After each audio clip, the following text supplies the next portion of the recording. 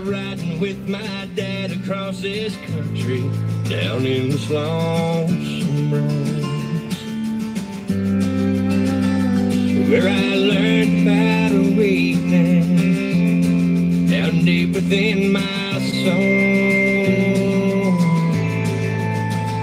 Here I am tonight, still chasing these old white lines, counting highlight holes. I was driving through Muskogee the day Merle Haggard died. Had to keep these big wheels rolling, no time to stop and cry. So I just kept on moving on, but I was breaking down inside.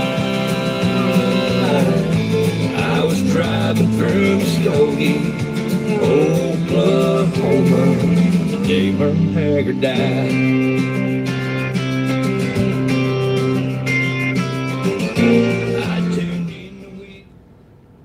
What's going on? What's going on? Jason Perry, I see you. Kemosabe.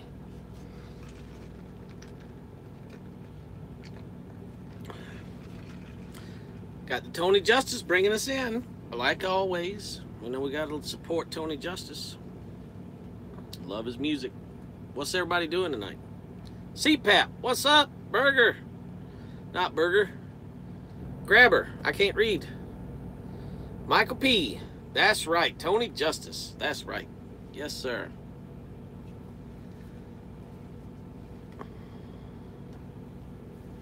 Gotta have Tony Justice. Set the mood. Bring us in right.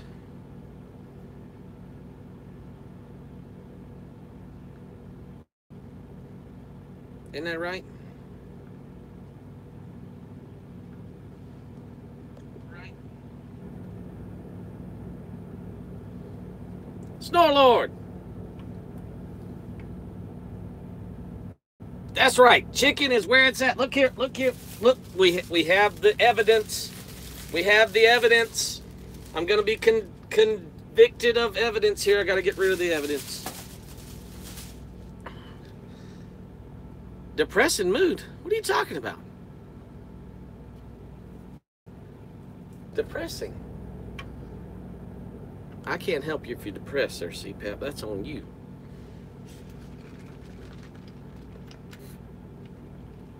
Chicken channel. Chicken channel. There you go. So, last I was on YouTube was the day before I made it home with a busted down clutch. That was last Tuesday. Made it home Wednesday. And got the truck back yesterday. Solid week. 2-day repair job turned into a week. But hey, we're back in business. Back in business.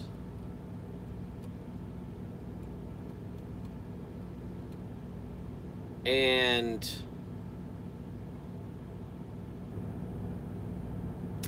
CPAP, a clutch is what's in a real truck. Real trucks have 3 pedals.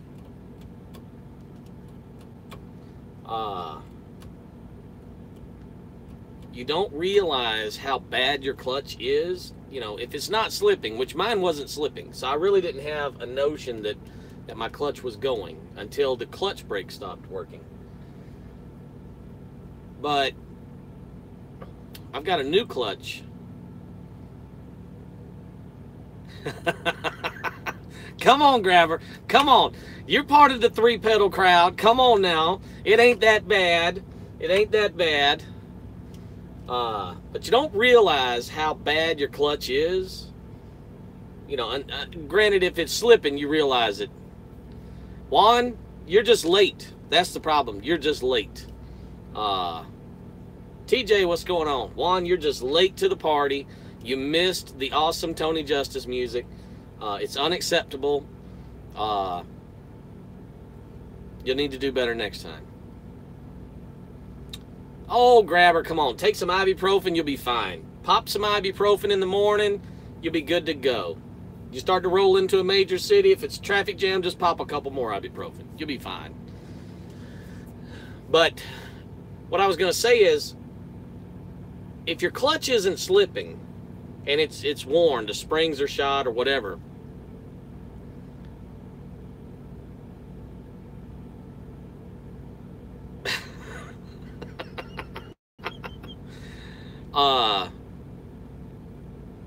you don't realize how bad your clutch is until you get a new one, because this joker down here is nice compared to what I had in this truck. I didn't realize how hard that clutch was because of all the broken springs. Because apparently when they took my clutch out, a third of the springs were broke. So obviously that makes a difference. And now this thing is smooth like butter. So you don't realize it until you really, until you replace it. Unless it's, slipping, then you know you got a bad problem. But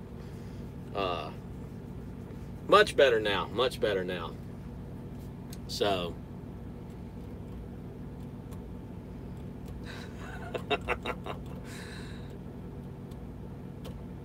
Gear Grabber, I think we're going to do it. Although, hey, I'm not going to put it out there on the air, but I did get a phone call today about a truck that will become available for purchase in November.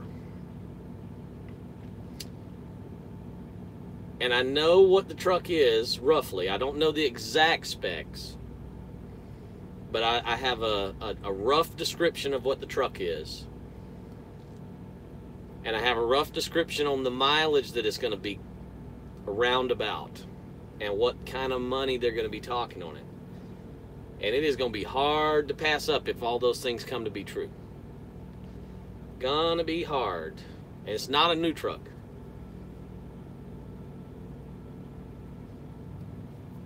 But we'll see. If that happens in November, then, I hope it is not like purple. I hope it's not. Because I'm not really the blurple guy. Not really the blurple guy. To each his own on the blurple. Not really my deal. But, oh no, I know what you're talking about. No, Jeff, no Yeller Motors. No Yeller Motors, because this truck is far too new to have a Yeller motor in it. But it's not brand new. And it does not have pink lights. I hope it doesn't have pink lights. Like I say, I don't know the full details on the truck just yet. I know the type truck it is. I know roughly what year it is, roughly how many miles are on it, and roughly the price. And that's all I know. And I know who it's coming from. So, as I get more details on that, that is right. Jeff, how did you figure it out? God, I didn't feel like I was given too many clues. I didn't feel like I was given too many clues, but Jeff figured it out. Gear Grabber, hands down. Hands down. It won't be a debate. It won't be a debate. Big Rich, what's going on? But yes, Jeff has figured it out. I wasn't trying to give away too many clues. Yes, Juan, that is one thing I do know about the truck. It does have an APU on it. But I wasn't trying to give away too many clues, and Jeff has figured it out. It's going to be a 780, and it's automatic with the D11 Volvo engine. I think it's like 350 horsepower, and it's mandatory sandals. So, there's that. Yes. The jogging pants, I'm going to be getting, before I purchase the truck in November, I'm going to have to go to like a thrift store of some sort, and I'm going to get a full wardrobe of the silky material jogging pants, sweatsuits from the 90s with the, like with the linings on the inside and the zipper coats, and you don't wear a shirt. You just wear the little zipper sweatsuit coat. I'll have to get a full wardrobe of that, and the slipper sandals, and I'll be good to go with my truck.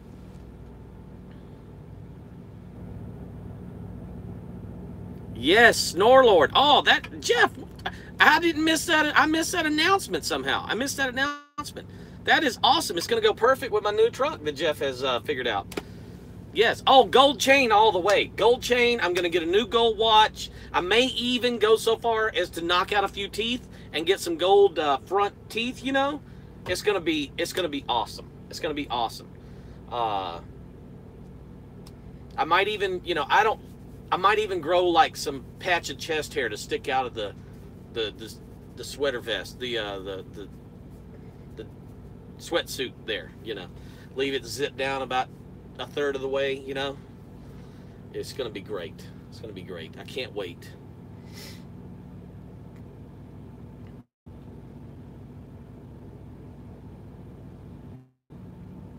Yeah, there you go. Oh no, you got to get the musk, Snorlord. You got to get the musk going, and then just maintain, just maintain. And at that point, you're good to go.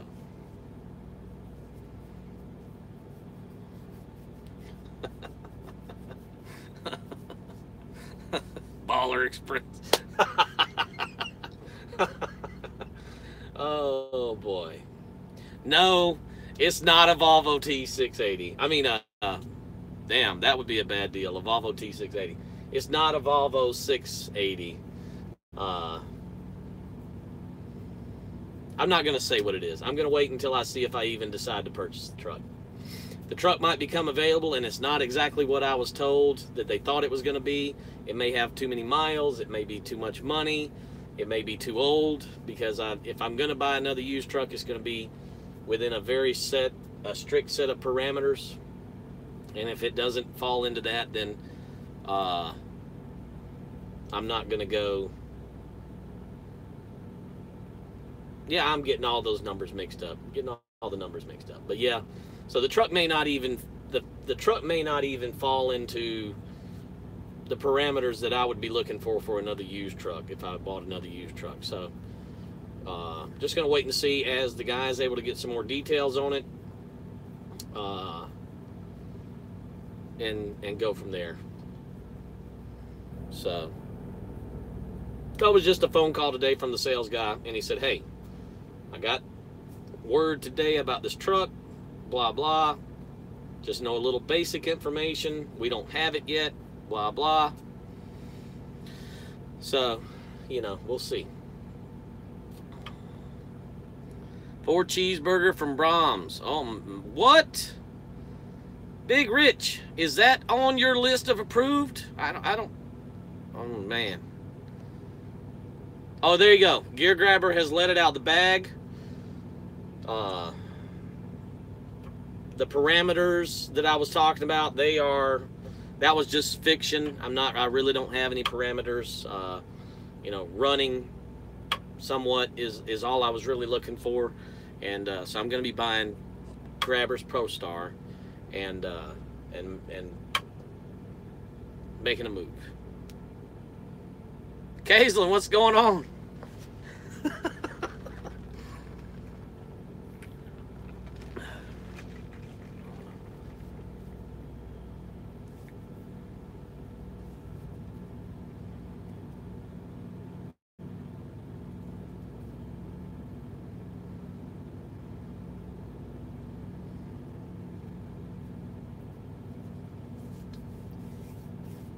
But yeah, back at the grind. Week off unexpected. Had a lot of time off in July. A lot. I added it up the other day. Jeff, did you realize I added it up the other day? I worked 13 days in July. Not enough. It's never good when breakdown happens right after you take a week and a half vacation.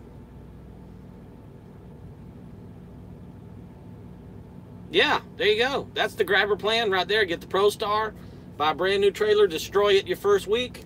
You're ready to rock and roll. Ready to rock and roll.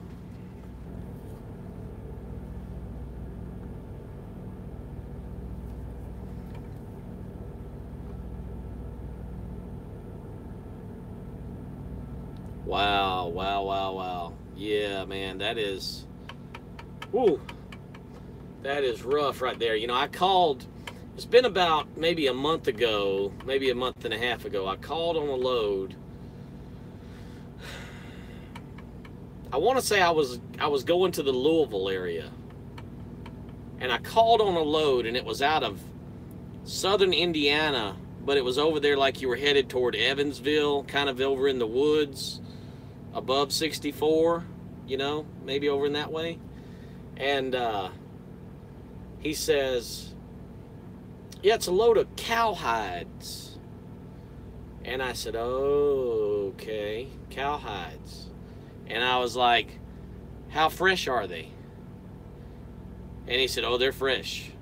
And I said, are they bagged, boxed? How are they shipping this? And he said, oh no, they're just gonna lay them in the trailer, stack them up. I'm like, no pallets, no bags, nothing? Oh no, no, no, no. They just try to get as many in there as they can. I was like, oh no, no, no, not in this trailer.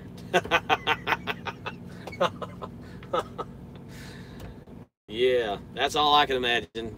Old bloody mess back there.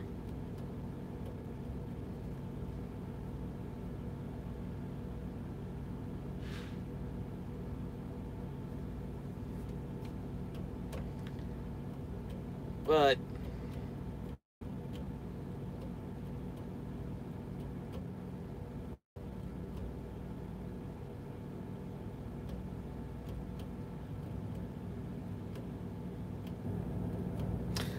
Snorlord, it actually paid really good, and that was they had a, if I'm remembering right, the reason I called on it, it was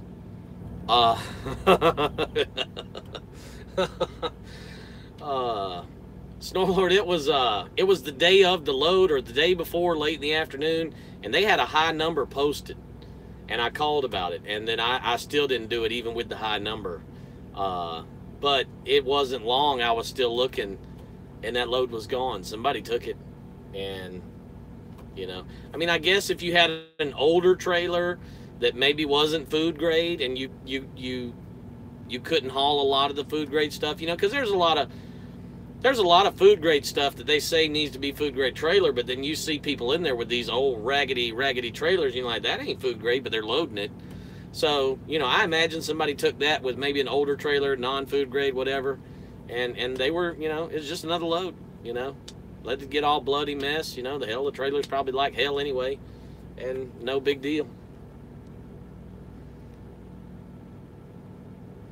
Sergeant Ringo, what's going on? Yeah, James will buy it. James will buy it. You, Snorlord, God, Grabber, I tell you what you do. You put some black vinyl down the side of that trailer. It'll be sold. No questions asked.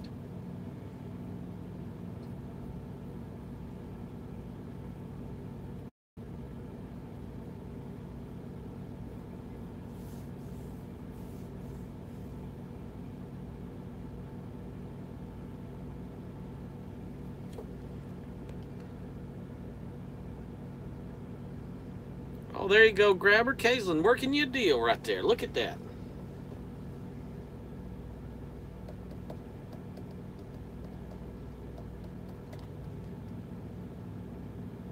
Gold Racing Street. That is right. Gold racing streak. Yeah, see this truck I'm talking about coming in November? It's going to be painted with a special paint job. Because what it's doing right now, that's part of its gig. So it ain't going to be just your normal run-of-the-mill truck.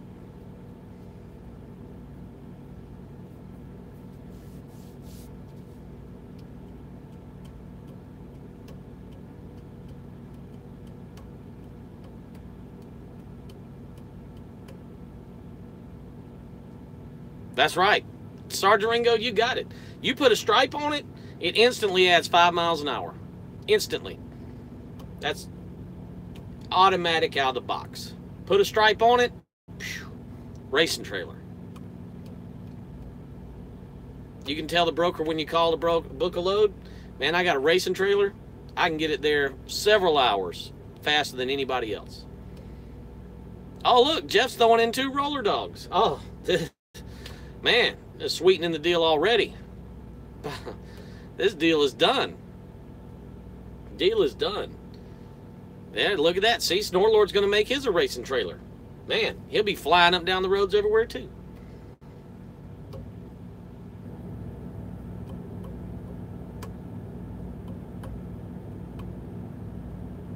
You know what makes it even better? If you, instead of putting just a stripe, see, Snorlord, what you got to do, you don't just put a stripe, just, you know, like a strip of vinyl. What you got to do, you got to do like what you see on the side of these RVs and everything. You got to do like the swooshes and the streaks and the slashes. That's what you got to do. Do that. Oh, man. That's like 10 miles an hour. Easy. And then, Thomas Wilson, what's going on, man? I am sorry, man. I put the phone, I had the earbuds in. I put the phone in my back pocket to open the trailer door so I could check on my load. And when I pulled the phone back out, I had done muted and timed you out. I'm sorry, man.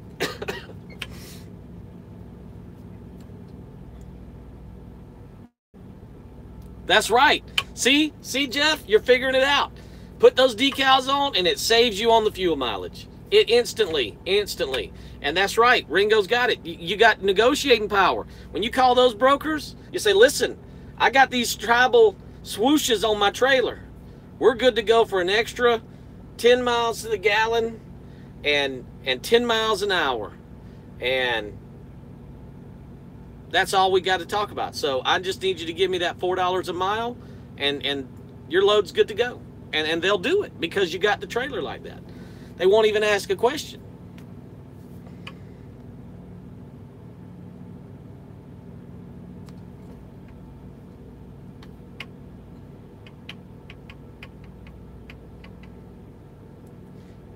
Grabber, I don't know. I know about where you're going.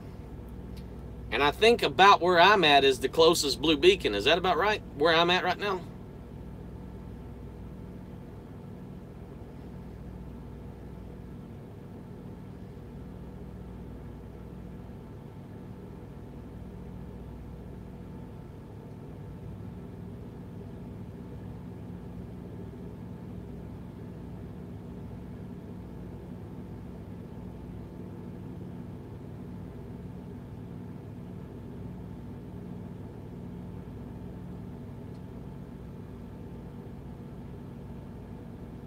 Oh, I got you. I got you.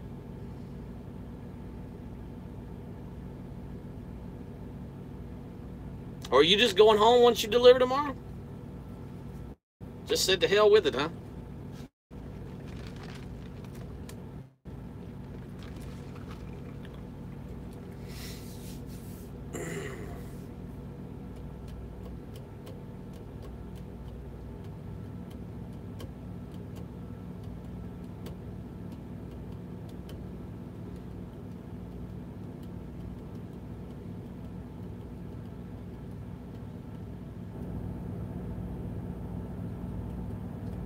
Yeah, I heard you on that. Yeah, that might be the best thing, considering what you got going on with the trailer. It'd probably be hard hard to find something that you could put in there, even if you did get a washout, because then you're all soaking wet. You know? So yeah, you probably got much choice. Sergeant Ringo, I'm considering a lot of options right now. I'm not dead set on any game plan just yet. I'm kind of weighing all my options. Whether it be just keep this truck or buy a new one, or buy a nearly new used one. I don't know. Not sure exactly what I want to do. I came very close to buying a new one last week. And just decided I didn't want quite that much of a payment, because Gear Grabber almost went live today. Golly, you must have really been mad. Holy moly. That was big time mad right there if you almost went live. Wow. But yeah, I almost bought a brand new one last week and had the bank deal done, had it approved, no money down on a brand new truck. And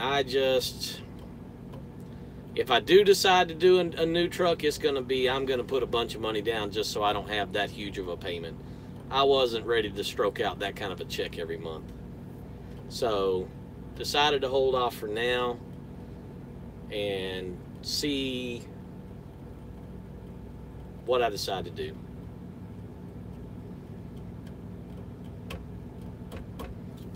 If that unclear answer answers anything. One, I'm just checking all my options. At a certain point, you start spending enough money on a truck that if you're spending enough money on it every month or over a period of time that it's the same as a new truck payment, might you not as well have a new truck with warranty if you're paying the same every month? So I'm just checking all my options, and at least I have that option out there. If something major was to happen to this truck, at least I know I got the bank that's ready, you know, to finance a new truck for me, you know, because that's always an unknown. Try to go get a brand new truck. It's a lot of money. So at least I know now if I decide I want to, and I see that I'm ready for that, I've got the bank that will do it. It's also nice to know if something were to happen with this truck and it just wasn't feasible to fix it, then I've got that as an option. So I'm just kind of feeling everything out right now. Not going to make a hasty decision because these are big money deals. At least they are in my world. You know, there's a lot of people that might watch this and say, man, that's only one truck. That's no big money deal. But to me, the single owner operator of a new truck, that's a big purchase. And I don't want to do it hastily. And I almost jumped on that truck last week, and that would have been a hasty decision. And I don't think that would have been wise.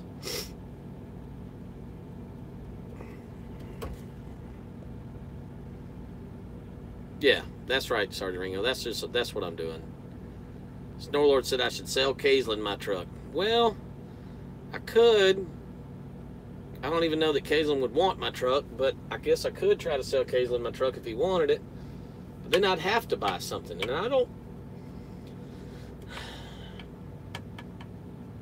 I mean, I could go buy a brand new truck, but I don't have the kind of down payment that I would want to put on a brand new truck to get my payment where I would want it. That's why I'm not ready to buy a brand new one right now, because I want to be able to put $20,000 or $25,000 or $30,000 on that brand new truck so that I have a reasonable monthly payment. And I just don't have $25,000 or $30,000 at the moment. So if I sold my truck, I'd have to do something. And I don't want to have to do anything. I want to do something when I want to. So, if that makes any sense.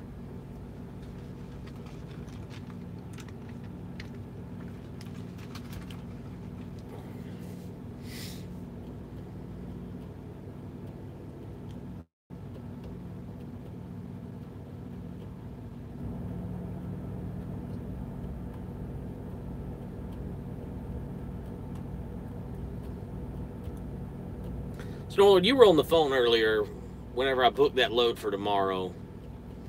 If I remember right, haven't you been there to that shipper since you've been in the spot market? Don't I remember you going there not too long ago? And having a delay there. Do I remember that right? Am I thinking about that correctly? I was thinking about that earlier while I was eating. That place that I booked the pickup for tomorrow, that short load I'm doing.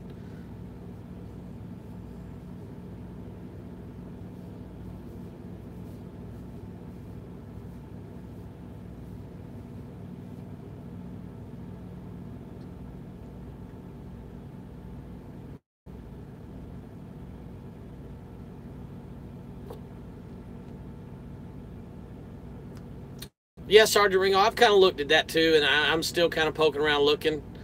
Well, Steve, I'm on my main phone doing the video, and I don't have your number in my other phone. Well, maybe I do. Hang on.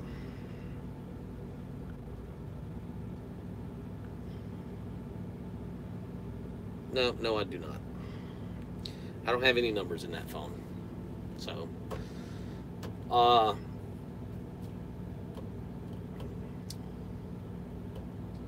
I've looked at a lot of the newer.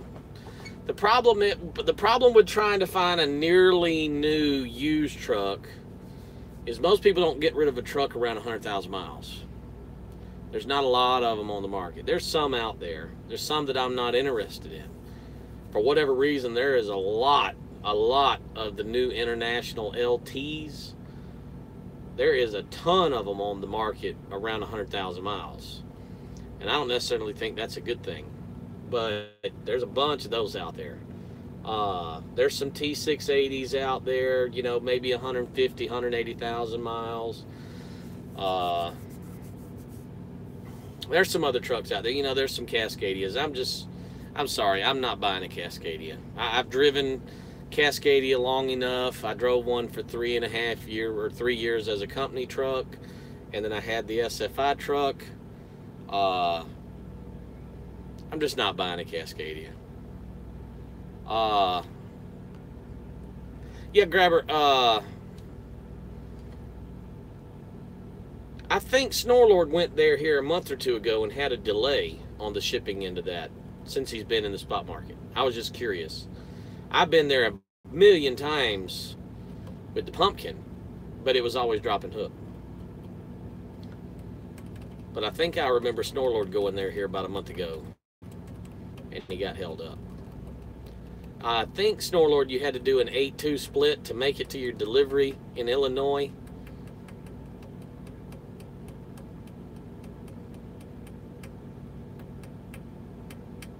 Because they held you up.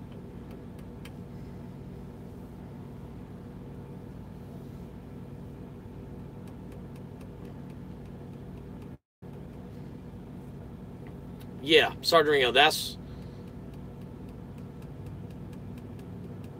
Okay, Grabber. Well, maybe, you know... Okay, they were still making Snorlord. So maybe, you know, never know. I just was curious. Maybe it won't be an issue tomorrow.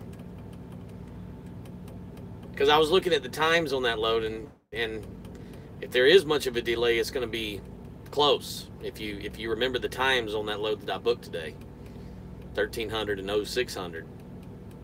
If there's much of a delay, it might be a problem.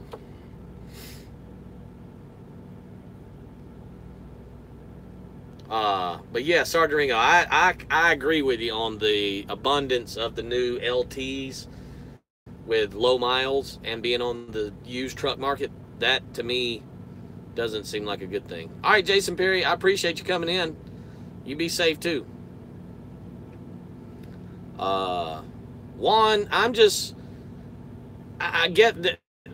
Don't get me wrong, there's probably nothing wrong, per se, with the used pumpkin trucks. I personally wouldn't buy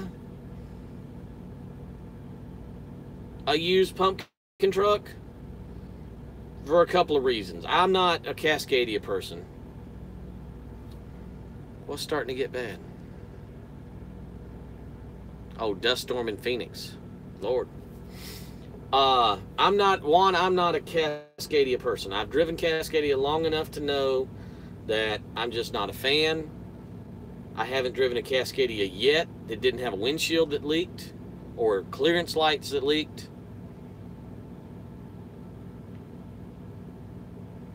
Yeah, see, there you go, Grabber. Yeah. Oh, I'm not worried about the delivery. I'm not worried about that at all. I'm thinking more about the pickup.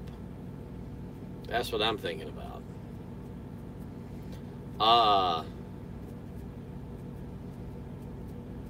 Burger, what's going on?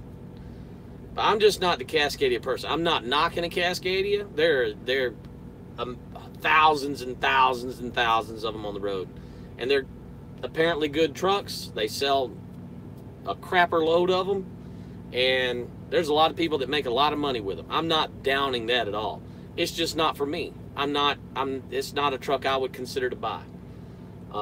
Every one I've ever had, the windshield leaked in it. And the windshield leaked after it was replaced. And the windshield leaked after it was resealed. And the windshield leaked after the clearance lights were sealed up and caulked over. And the roof seams were sealed up with caulking. It just had leaks. Don't care to go there. Burger. Hey, look.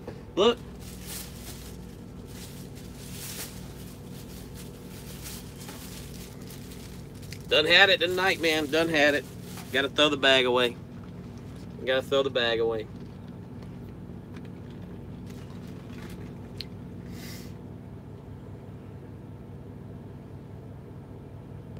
Well, Kaislyn, there's a lot of good trucks on the market, depending on how much money you've got to spend. You know, you can get a T680 for not a huge amount of money, depending on, you know, I don't know what you're looking for. I don't know what your parameters are, what you can spend, what you want to spend, how many miles you want on the truck. You know, that's going to dictate what you can buy. But T680s are good trucks. You know, you're driving one now. James has got one. Snorlord's got one. Burger's got one. You know, they're good trucks.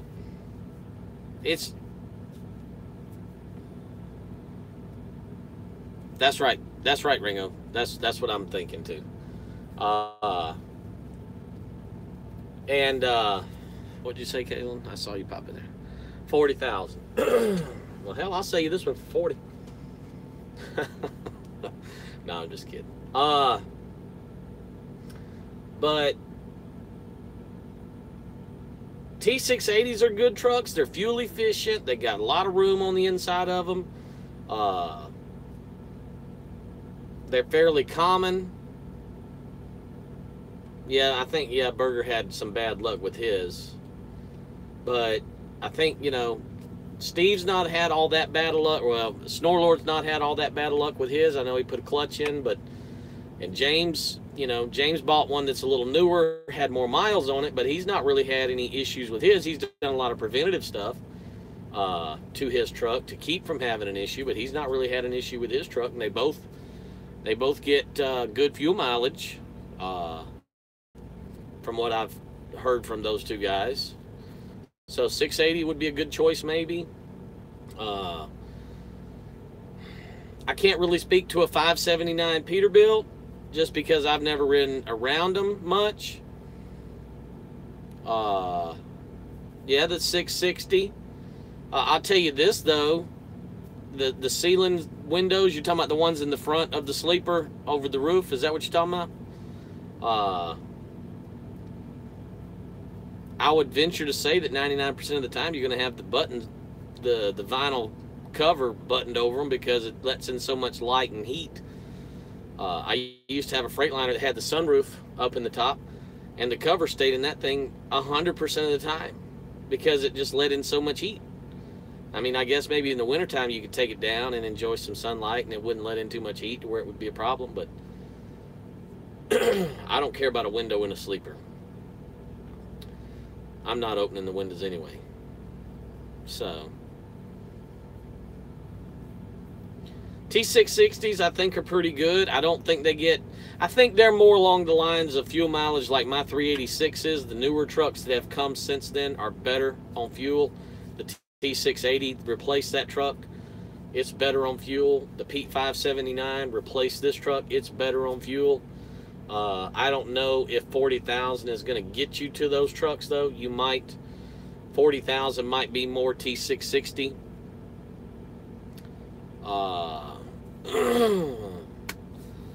A W9 with 300 on a rebuild means that was an old truck. And it might be 40,000 and it might be clean, but it's still an old truck with old kingpins and old suspension and an old transmission and old rear ends and an old drive shaft and an old air conditioning and a 2005. Hope it had an ISX in it, because if it's a cat, you're already bankrupt. Because the twin turbo cats are no good. But, you know, it,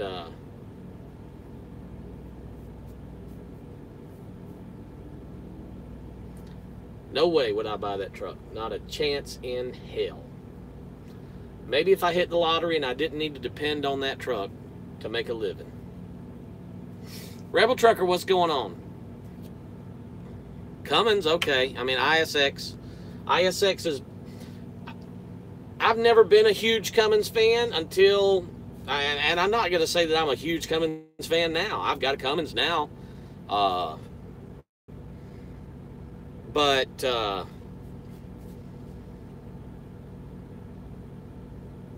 I drove the Detroits. The previous truck I owned had a Series 60 Detroit in it. That was a bulletproof engine. Did it have all the power and everything like they got now? No. Did it get the fuel mileage like they get now? No. But it was bulletproof. Yeah, there you go. Snorlord's old P387, yeah. Or a 587. Didn't they change? What year did they change the number on those Snorlord? From 387 to 587. They changed the hood and maybe the dash. Did they change the dash? I don't remember. But yeah, DD15 is a good engine. I've driven a DD15 for 4 years. I had a 2012, 2013. Yeah, okay. Yeah, I mean, yeah, a 379 Pete, yeah. They're nice trucks.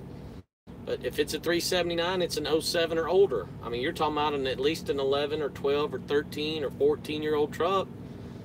And I'm sorry, yeah, it might be nice for $40,000. It would have to be nice. But it's still a 15 or 14 or 13-year-old truck. And if you're going to depend on that thing to go down the road every single day and make a living, because you're going to have a payment on it, I wouldn't do it with a million-mile truck. I wouldn't do it. I'm not trying to say it's the wrong way to do it. I'm not trying to say people are dumb for doing it, because that's a whole can of worms I ain't opening. To each their own. To each their own. You want to do that? Have at it. Get it all over yourself. I commend you for it, because you're a better man than me. I'm just not looking to depend on a million-mile truck to make a living. Personal opinion. That's it. Yeah, the last 1,000 379s were numbered. You won't get one of those for 40,000 miles unless it's wrecked or got just shot out. Those are high-dollar trucks. And a lot of them that you see that are in that 1,000 group, they were bought by people who didn't intend to drive them a lot. I know where one's sitting at right now in Atlanta, or outside of Atlanta.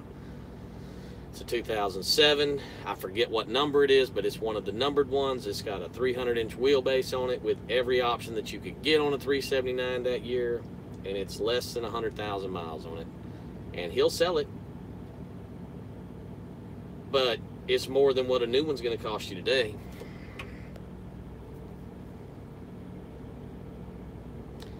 I wouldn't even buy a million-mile truck with a rebuilt motor, because the rest of the truck's still got 1,000,000 miles on it. My motor hasn't cost me a dime. I've spent $8,000 in the last 4 months on this truck, and I don't have 1,000,000 miles on it. I don't have 600,000 miles on this truck. I haven't spent a drop of money on my motor, but I've spent $8,000 on this truck in the last 3 months. It's not always the motor that you got to worry about. Yeah, the motor's the most expensive part, and it's a big deal. But just because it's got a rebuilt motor, that don't mean a thing as far as being reliable and going down the road and making a paycheck.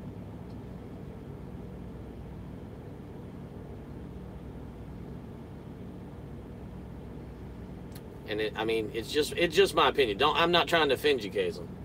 It's just my opinion. To me, every truck on the road is a gamble. It's a roll of the dice. It's a game of craps. You're playing a game of Russian roulette, whatever you want to call it. It's a gamble. Every single truck that you buy, it's a gamble. And I don't think it would be a hard consensus for everybody to agree that the older the truck is, the more miles that are on the truck, the more of a gamble you're taking. The older the truck is, the more miles are on, the more likelihood it is that you're going to have problems.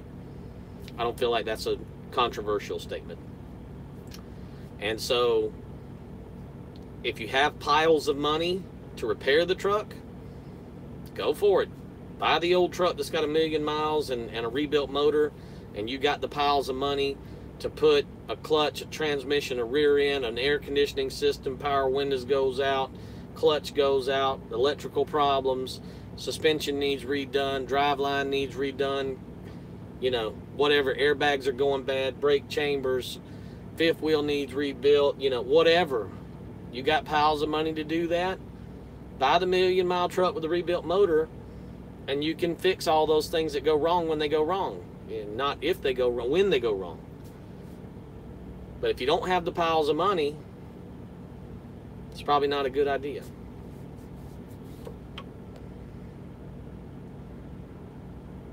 Yeah, see, there you go, Burger, that's right. Over 11,000, none of it engine related.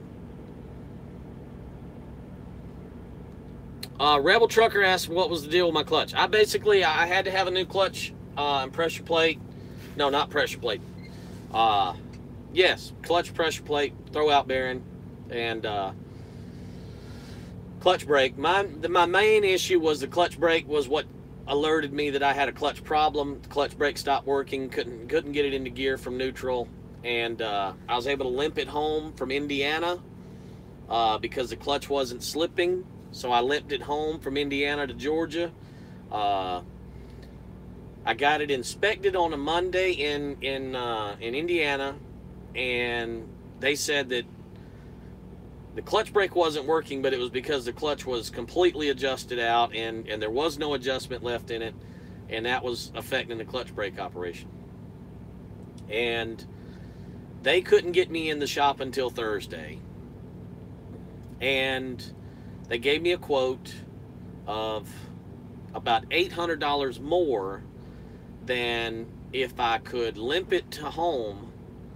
I called the Peterbilt dealer at home. They beat the quote from the Indiana shop by $800, and they could get me in the shop on Wednesday/Thursday.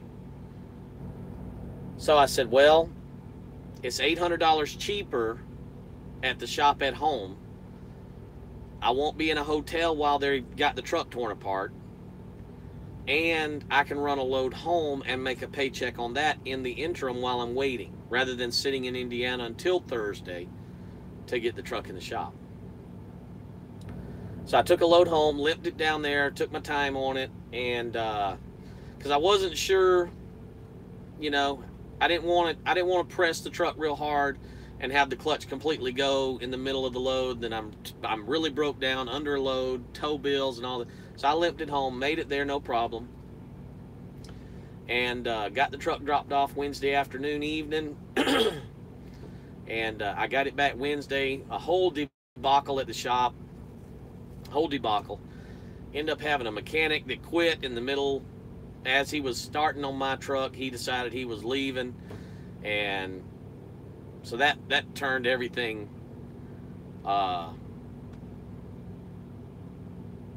Nah, there you go, Burger. There you go. Uh, but yeah, so uh, ended up getting it back yesterday. I think yesterday. Yeah, Wednesday. And the guy, the shop foreman, the service manager, he was super nice. I was supposed to have the truck back Friday originally, and then with the guy quitting and everything getting thrown into a kerfuffle, I didn't get it back till Wednesday morning.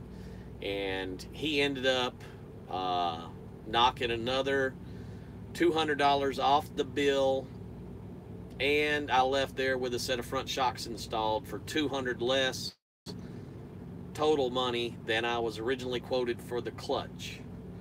And that quote was $800 less than any other shop that quoted me. So, you know, I ended up paying $1,000 less than anybody else was quoting me for just the clutch, and I got a new set of front shocks. So it was a couple extra days downtime, but at least I was at home, and it was $1,000 less than I was expecting to pay for the clutch. So all's well that ends well.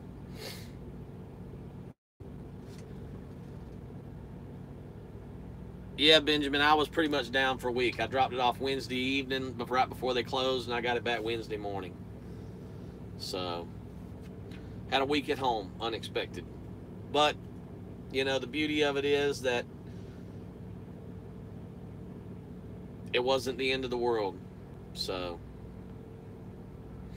and I was at home. So, it's better than being down at home than on the road in a hotel by yourself, right?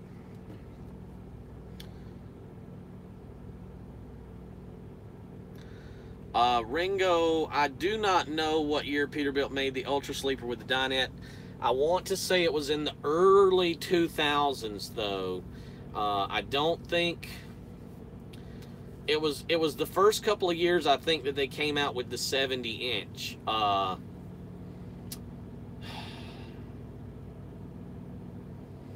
not sure.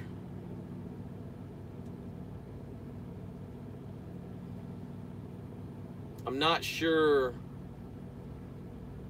I know I've seen 02 and 03 models with that dinette that folds down out of the back wall. I don't think it was very many years, though, that they made that. I could be totally wrong. I just haven't seen a lot of them, so I'm thinking that. But maybe there's a lot more of them out there, and I just haven't seen them. But I want to say I know I've seen like an 02 or an 03, but I'm not exactly sure, you know, how many years they did that and how many there was and all that.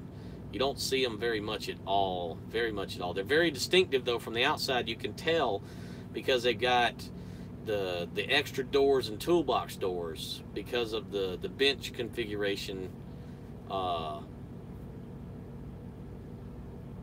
with dinette.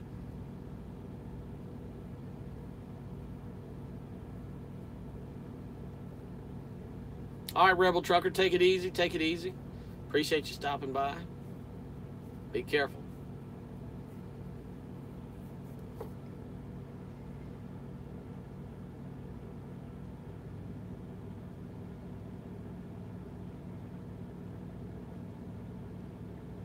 Yeah, Ben, things happen. You never know, you know.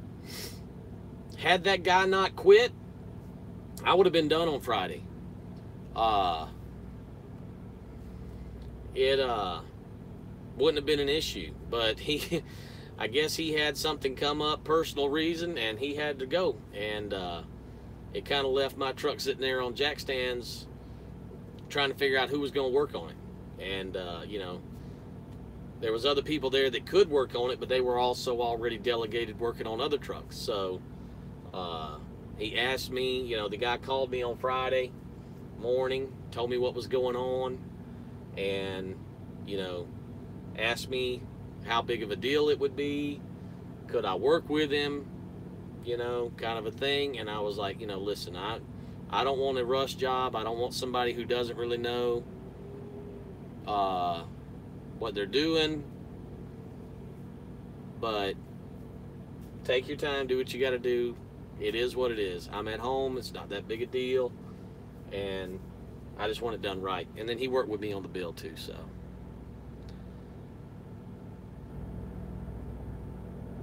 Yeah, yeah, door in the front of the sleeper instead of the back. That's right. Yeah.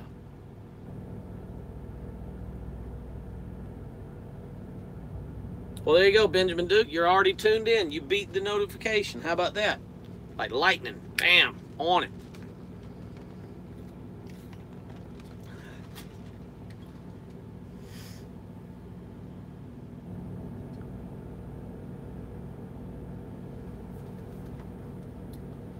But yeah, so we're back in business. Clutch is good.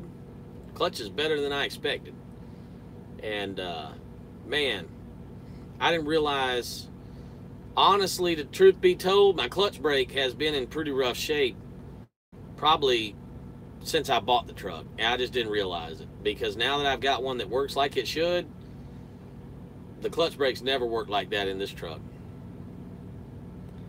Never worked like that in this truck.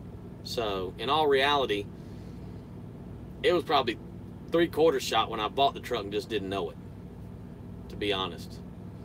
So, you know, there's that.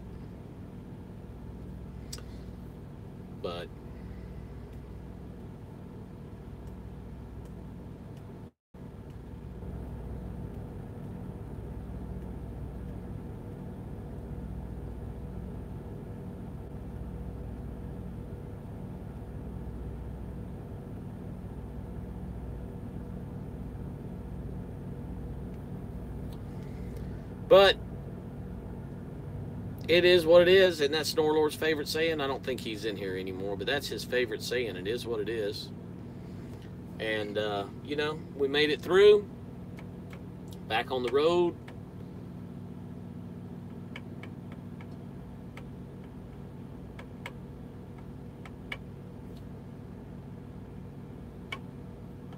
I know the feeling on repairs. Missing to run it in the ground and next. Get the truck back up to par. Yeah, it's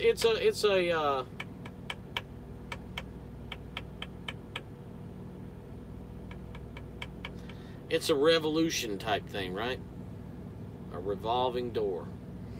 There's a list of things I need to do to the truck.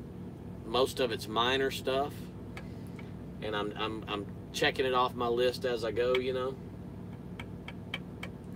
And then you add in a repair, and that list has to wait a little bit because it's not important, but I want to do it. Well, that list has got to wait now because I got to do the repair that's got me out of commission. So we do that repair, and then we go to the list, you know. I got you, Benjamin Duke. I got you. You saw me looking a little funny, like, huh? What? Thomas, what's wrong with your truck?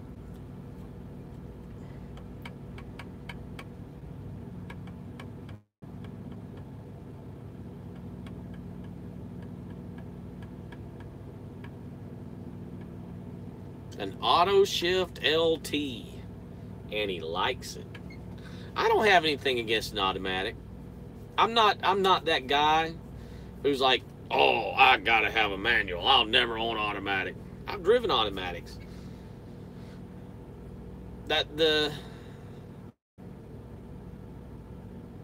there you go, Burger. Yeah, it's always something, isn't it? It's always a list. It's always things you need, you know.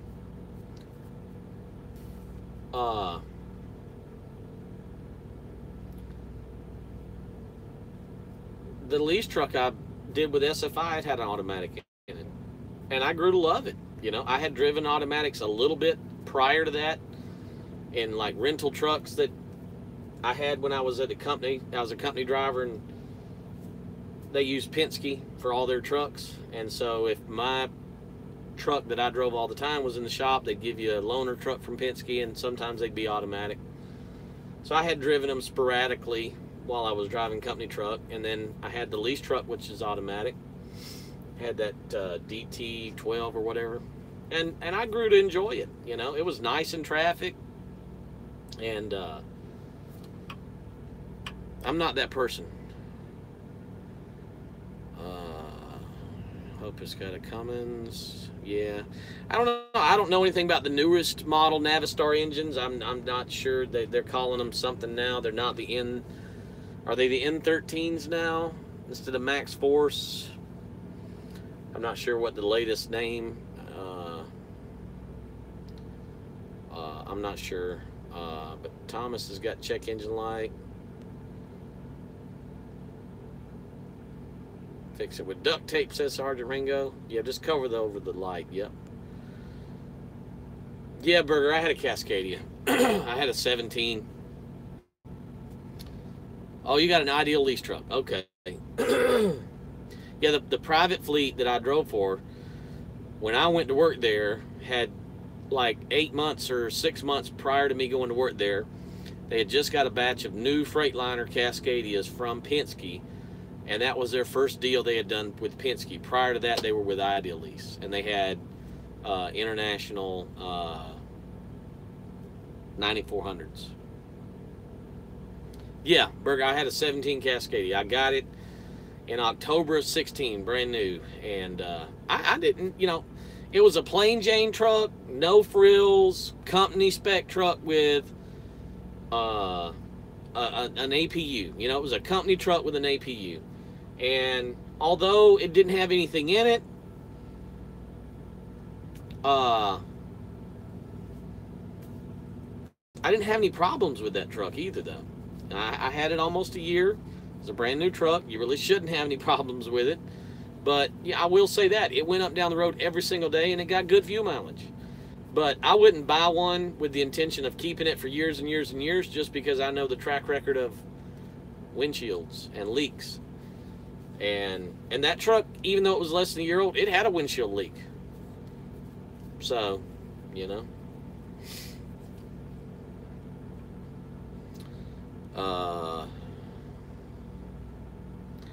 2014 Pete 386 with 364,000 on the motor, 10 speed for 40,000. 364 on the motor. What's on the truck? Why has it got three? Has it been rebuilt on a 14? I bet it's got the bigger Cummins that had the fuel pump problem, that dropped the fuel pump roller into the motor and it trashed the motor. Because I think that the CM2350 Cummins was the ones that having problems with that on the big horsepower engines. Do you know the specs on that motor, Kaislyn? Does it tell you on the truck paper? Is it the 485 or the, it's probably the 485 or the 550.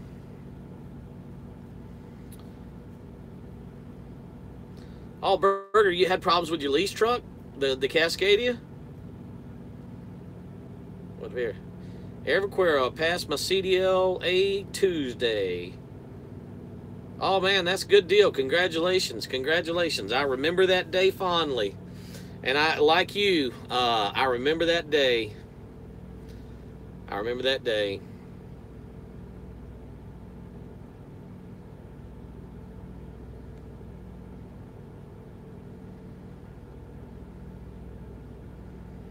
Oh, hell no. No, hell no, Kaislyn. No, no, no, no, no.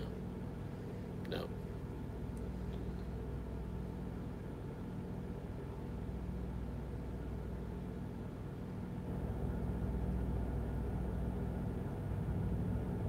Oh, of course, Benjamin Duke. That's the name of the game. It's always something. You have your repairs that come from breakdowns, but then you also have a list of things that you need to do along the way, you know, like, okay, it's coming time for a set of tires, or it's coming time for a set of brakes, or it's coming time for a set of shocks, or maybe a belt, set of hoses, set of batteries, radiator flush, you know, those are the periodic things that you plan and do, and you got a list. And then on top of that, you add in the breakdowns, the unforeseen things that come. You know, and the list has to get put on hold for a little while you do that, and then you go back to the list, and you got to prioritize which ones you do first, which ones are, you know. So, you know, that's the nature of the beast. That's why you got to have money if you're going to own a truck, because things are going to happen. Things are going to have to be done. It's not if, it's when.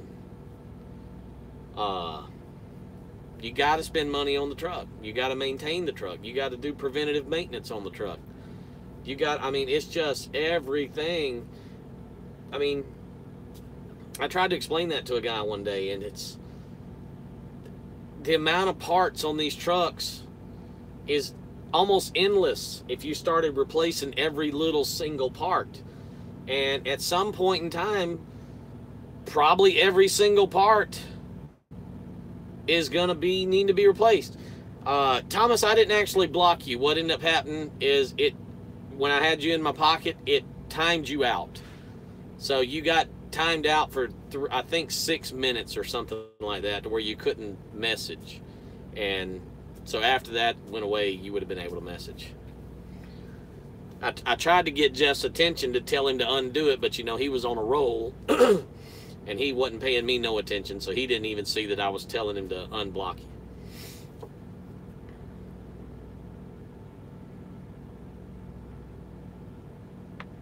Yeah, that's right, Sergeant Ringo. That's right. You got to spend money on the truck. You know, if you drive the truck every single day and don't do anything to it, just change the oil, that is going to catch up with you. And I'll be the first one to admit that's what happened to me the first time I owned a truck.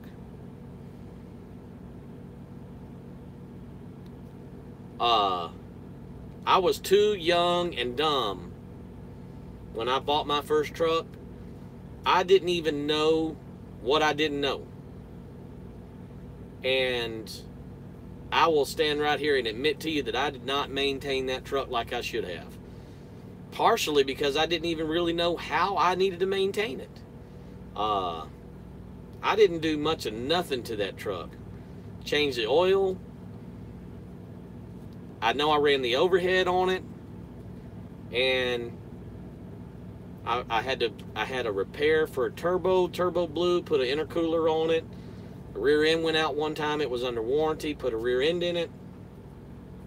But I wasn't changing box fluids. I wasn't changing, antifreeze like I should. You know, I wasn't maintaining that truck like I should. I didn't even really know better. And it eventually caught up to me. Burger, I'm 36. 36. I bought a truck when I was 22. And shouldn't have done that. But at 22, you know everything, right? At 22, you know everything. So, what little you really know.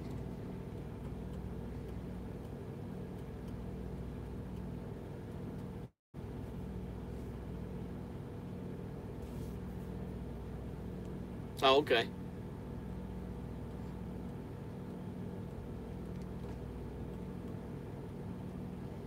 But, yeah, Ben, you're right, though. There's people out here that think that if you're making a payment, it's not going to break. And it's just... Didn't I have YouTube back then? No, man. No, there wasn't even a smartphone back then. I guess maybe there was a smartphone, but they weren't like everybody had them. I guess in 04 there was smartphones, but it wasn't very common. I remember when I got my first truck, I still had a green screen Nokia with the, the little, it was all just on one, and green little screen on it. That was the days. And you didn't really use your phone much. I had a cell phone, and I still had a calling card that I had to put minutes on because the cell phone was so expensive you didn't use it much.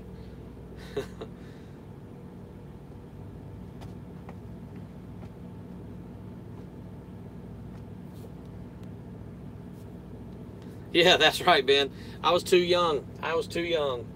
Too young, thought I knew it all. All I knew was I was making big money, and I was buying all the toys I wanted, But hey, we live and learn. Live and learn. But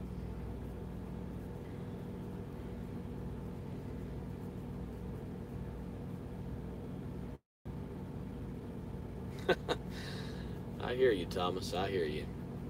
I'm not as young as I used to be. The road makes the time go by fast. I will admit that. And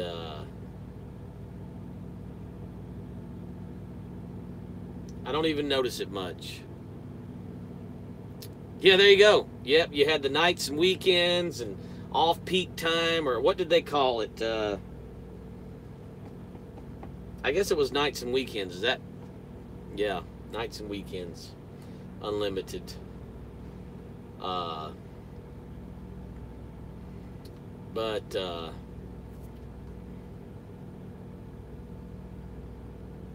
yeah, the snakes. Oh yeah. And you could punch. There was a way that you could punch a series of numbers to make a custom ringtone. You remember that? Where you could go online and get a sequence of numbers that you could punch in, and it would make a custom ringtone to sound, you know, like whatever. I remember that too with the old Nokia phones. But those were the days. Had to go to the truck stop and use the payphone to call the dispatch, because you could use a payphone and call a 1-800 number for free. And you open the door to the truck stop, the smoke poured out as soon as you opened the door, because everybody was smoking in the truck stop, especially if it was a small mom and pop truck stop, you know. Had the phone hanging in every booth. Lots changed since then. No, you don't even see a payphone anymore. Hell, I don't even know if I've seen one in the last years. Right, yep, there you go, Burger, yep. If you called the same company, you got free mobile to mobile. Yep, I remember that, mobile to mobile. Yep, I remember that, yep. That was in the days I had Singular. Remember Singular cell phone service? I had Singular.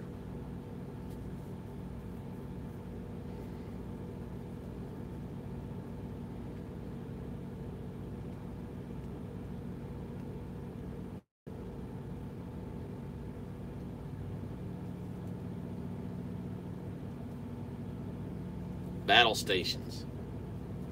Yep.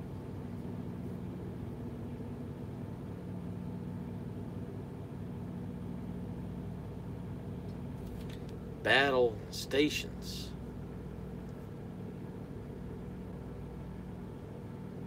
Yeah, Singular bought out AT&T. I was with Singular when they bought out AT&T, and we got all of their towers. And then some years later, I had left and went to Verizon, and then AT&T bought Singular back out. Yeah, and that's my first call I bought after basic. Then I was stationed overseas. Okay.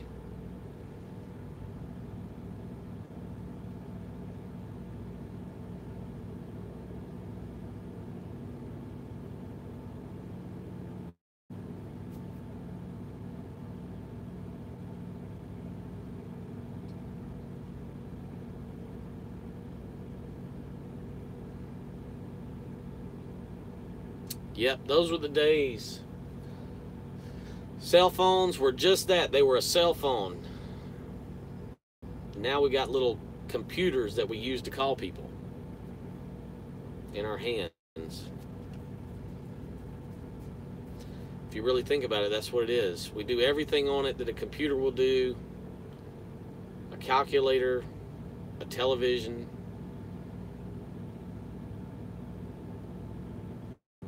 telephone, everything right in the palm of your hands. What was that, 15 years ago? All it would do was call.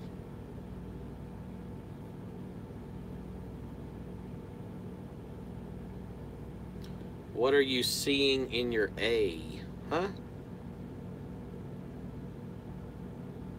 In my A?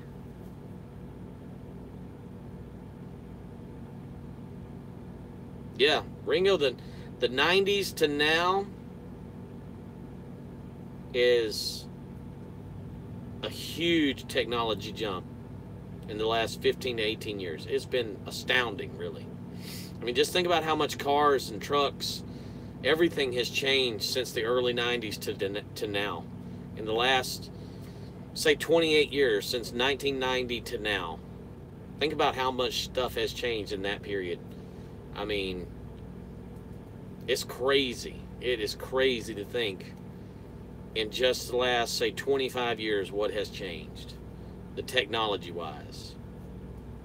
You stop and think about how far we came as a society, as a people, from the beginning of man until the early 1900s when the mechanical realm started coming. How long it took us to go from the beginning to the early 1900s, and then from there to there so fast. It's crazy, really.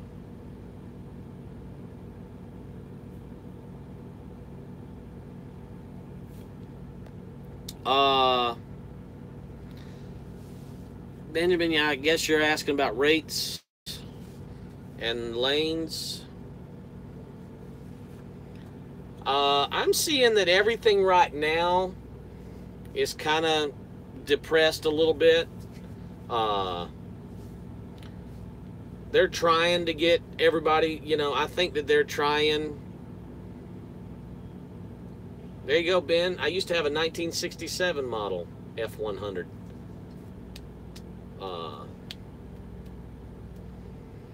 The rates are down a little bit across the board. There's still money to be had. There's still good rates to be gotten. You have to call more than you had to a month ago, month and a half ago. I'm still not running for cheap, and I'm able to find loads at good rates.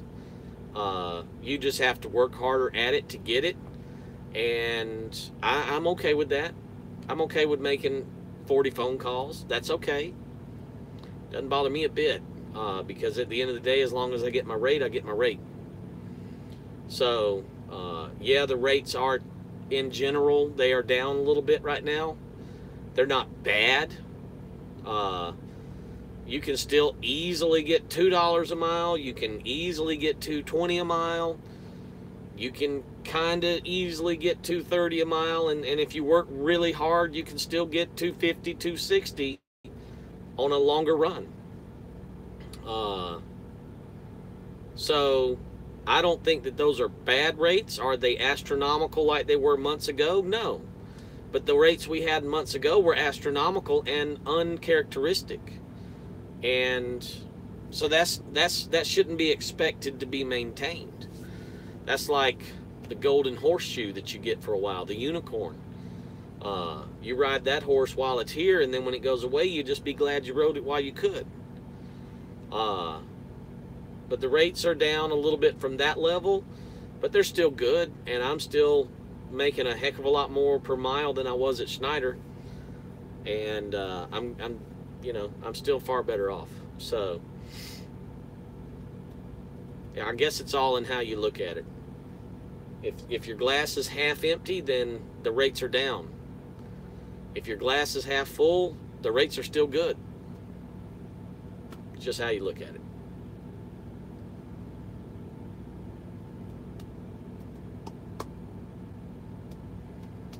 And if anybody is here that knows me, and I would hope that people that watch this channel can kind of tell, I try very hard to be a glass half full guy.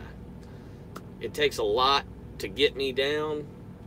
It takes a lot to get me upset. If I have a broken mug, it's time to get a new mug. You look at that with an optimistic attitude and say, man, I get a new cup.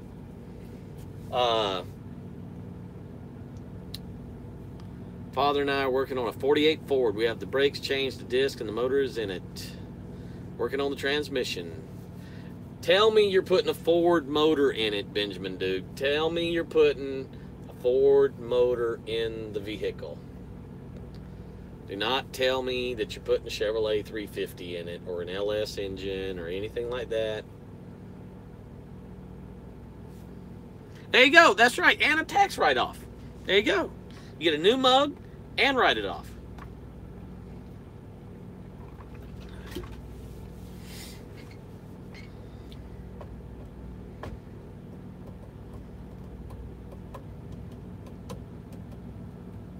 But yeah, I try to be Oh, Sergeant Ringo, I'm sorry. There you go, Ben. 302 out of a 70 Mustang. All right, you all right. You are all right. I'm not an anti-Chevy person. Don't get me wrong, Sergeant Ringo. I have a Ford truck now. In my lifetime, I've owned more Fords than I have anything else. But I've owned Chevrolets. I've had 3 different Z71s through the time. I'm not an anti-GM person. I simply prefer Fords a little better. But what I was saying to Ben there, it really grinds my gears. And it's not just a Ford thing. You just see it more with Fords. When people restore an old Ford, how often, everybody here, if you're into cars, you've seen this. People will restore an old Ford and they'll throw a 350 Chevrolet motor in it. Because why? A 350 is cheaper to buy, cheaper to build, cheaper to get. So they build all this car, spend all this money on this car, fixing it up, restoring it, doing all this, and then they save a little money on the motor by going with a 350 Chevrolet. Why? You didn't spend all this money on the car. You can't spend the money to have the correct engine in it. That gets me. And it goes the same way. You know, I saw a Camaro one time had a Ford 460 in it. Like, really?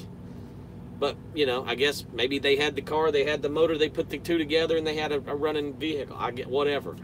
I'm not that person. I don't like to see that. And you see it a lot when people are fixing up the old Fords. They'll throw a Chevrolet motor in it.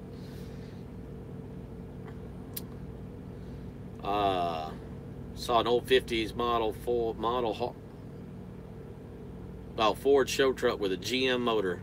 Tailgate said fraud instead of Ford. That's about right. As a fraud. Yeah. I just hate seeing that. I hate seeing it bad. And you know, I'm not a fan of that at all. If I was in the market to buy an old car, which I'm not right now. I love old cars, but I got other things on the plate. And if I was in the market looking at an old car and I went up to an old hot rod, Ford pickup, Mustang, whatever, and opened the hood, and there's a 350 Chevrolet sitting under the hood, I'm closing the hood. I'm walking away. Because I'm not into that at all. 383 stroker. Yeah, which, you know, whichever. 396, 454, whatever. I'm just not a fan of a Chevrolet motor in a Ford or a Mopar. It's just, it's not that I'm against a Chevrolet motor. I'm just against a hack job.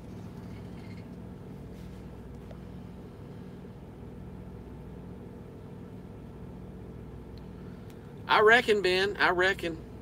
But I'm not looking to be at the dirt track. Now, my brother and I have talked about that a lot because he got into the dirt racing for a while. And because the Chevrolets are so much more common and people build Chevrolets in the dirt racing world, Chevrolet is probably 10-1 over a Ford. So the rule books are generally written around Chevrolet parts and measurements and specs, to the point that it's almost hard to compete with a Ford in the dirt track world, at least down south, the way the rules are written, because they write the rules based on Chevrolet specs and parts, and it's almost impossible to compete with a Ford, because either you're going to be down on power or you're going to be illegal because you're going to be breaking a rule that's designed for a Chevrolet. So not very many people run Fords in the dirt track world, at least down south where I live. To the point that you almost never see one.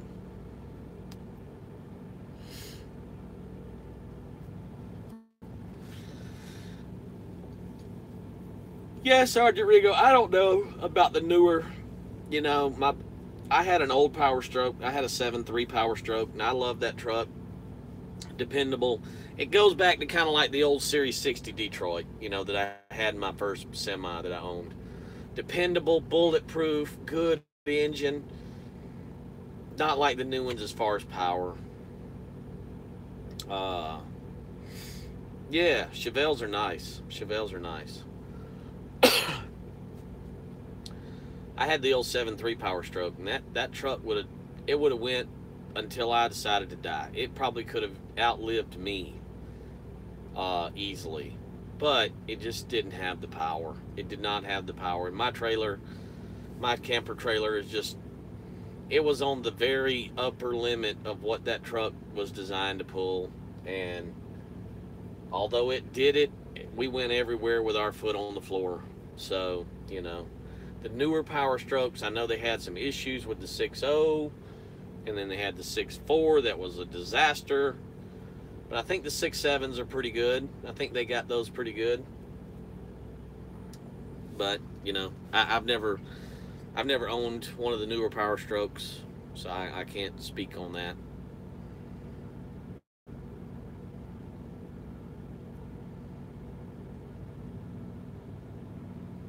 Snorlord is back. He missed a lot, man. Man, I'm sorry. You missed a lot. We had a giveaway on the channel.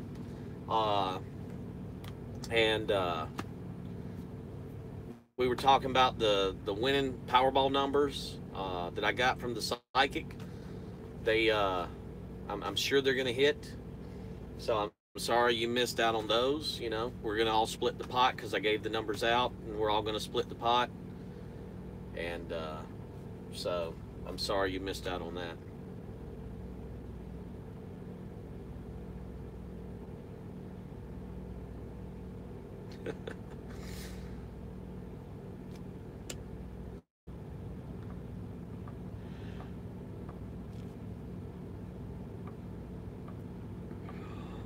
'81 Trans Am with a quiet 383 stroker. Yeah, you had to put a 383 stroker in that 81 Trans Am because the motor that came in that 81 Trans Am was a dog. I had a 79 Trans Am, was the last year of the 400 Pontiac motor. I should have never got rid of that car, but that was in my young and dumb days. Which there's people that probably would say that I'm still in my young and dumb days, but you know, that's neither here nor there. But yeah, I had a 79 Trans Am 400 with a 4-speed, and should have never got rid of that one. I think the last time I looked at the book value on that car, I think it was up around 30 or 35,000, which is a lot more than I sold it for.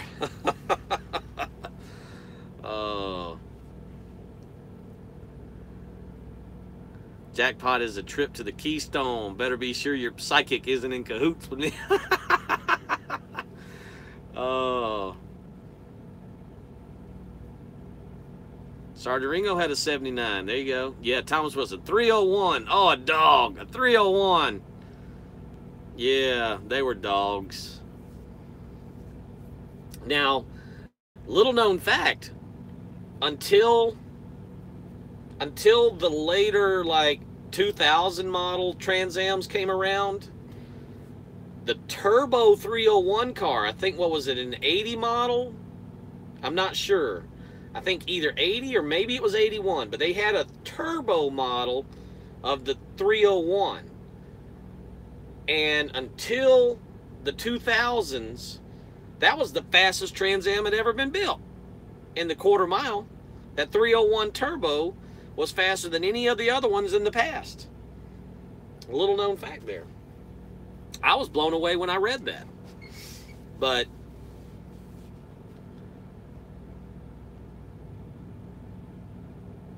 Ringo, I don't ever remember a 405. I knew that they had, in the early 70s, you had the SD4 455.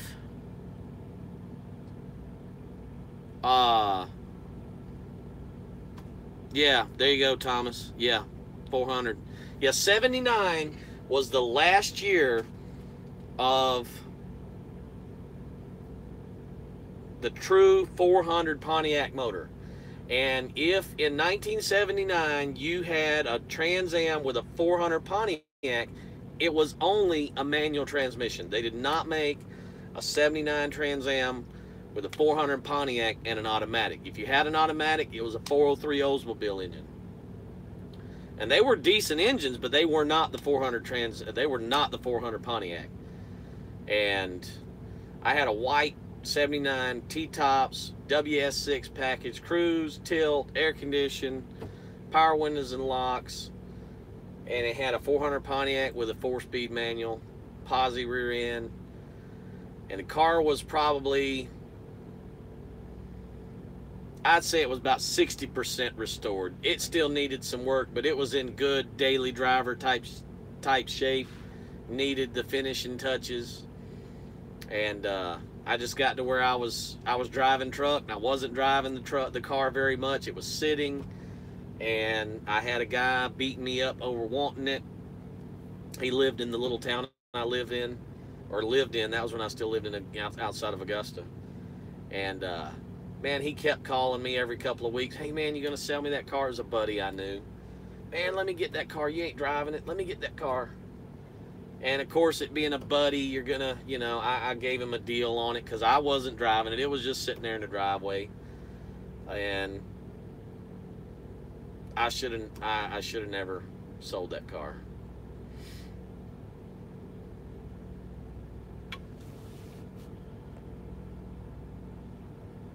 Yep, 403 auto with T-tops. Yep.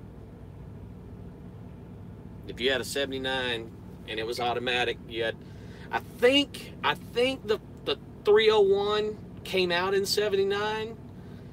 So you might have had the 301, but I don't think they were very common in 79. Now in 80, it was 301 or 403. The 400 was gone in 80. But yeah, the 403 was a good engine. My dad had a 79. When I had my 79, I'm talking about, this was 2002, 2001. I had that 79 Trans Am. Now, my dad had a 79 in 79 when it was new. And his was a 403 Oldsmobile automatic car, T-tops. And even though it was the Oldsmobile motor, he said that car would still fly. Outran a Corvette 79 model. Because if you know anything about Corvettes of that era, they were 350 cars.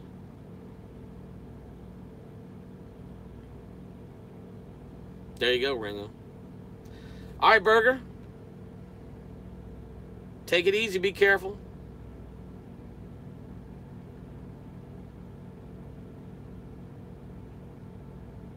All occasionally talking about the 83 Super 4-cylinder Mustang. Yeah, they called that the SVO, right? The SVO.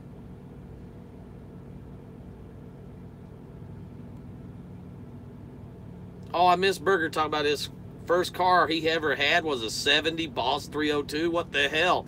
That is a hell of a first car. Burger, if you're still here, that is a hell of a first car. 70 Boss 302.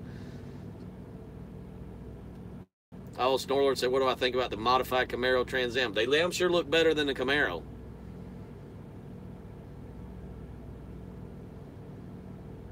Man, I missed a lot of this. I got I was acting like James Best. I wasn't even paying attention to the damn comments. Excuse me. Derek had an 82 Mustang GT with a 302.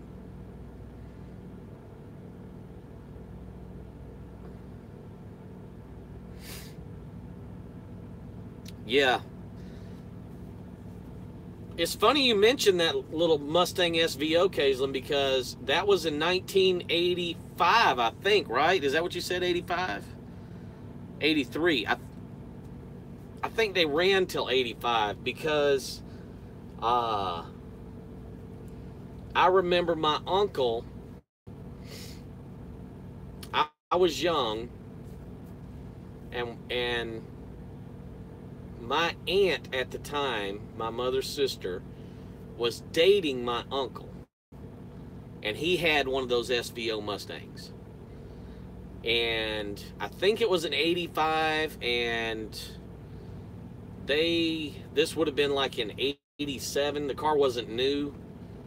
He had bought it new, but it wasn't new at this point. I want to say it was like an 85 or an 86, and this was an 87 or so. And I remember that little SVO Mustang that he had, the little 4-cylinder turbo. because we've talked about it since then, as I've been an adult now, and we talked about, you know, cars and cars of the past and whatnot. And he had that SVO Mustang then. So I'm telling you, Snorlord, I'm sorry. I got off on a tangent there. But hey, it's been 96 minutes. I'm starting to act like Roscoe too. I gotta go to bed. What the hell are y'all still doing here? 96 minutes? Man, I don't go past an hour. I don't go past an hour. I've gone way too long, and y'all have been here way too long. So y'all got to start telling me when this thing gets to going too long and say like, hey, get the hell off of here. But anyway, so I'm going to go. What time is it? It's 11 o'clock. So y'all be good. Be safe. Keep the shiny side up, the rubber side down. And we will see y'all another day. We're going down the road with our new clutch, happy as a clam. So be safe, and go check out Tony Justice. Support a fellow trucker, and we'll see y'all next time. Later.